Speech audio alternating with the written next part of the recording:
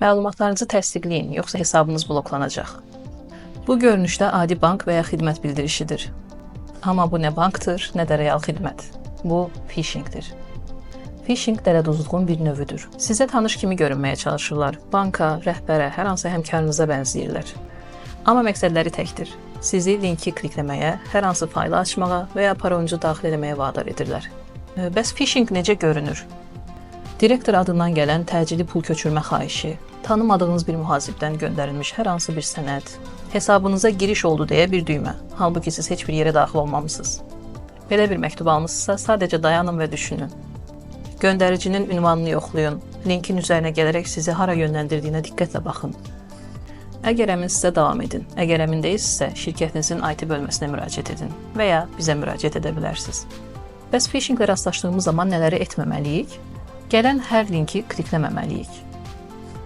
Tanımadığımız saytlarda parol daxil etməməliyik. Daxili təhlükəsizlik qaydalarını göz ardı etməməliyik. Bəs phishingdən qorunmaq üçün hansı addımları atmalıyıq? İlk öncə diqqətli olmalıyıq.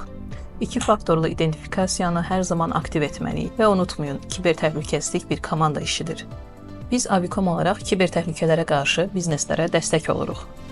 Əməkdaşlarınızı maarifləndiririk, uyğun texnoloji həllər tətbiq edirik və lazım olduqda tez reaksiya veririk.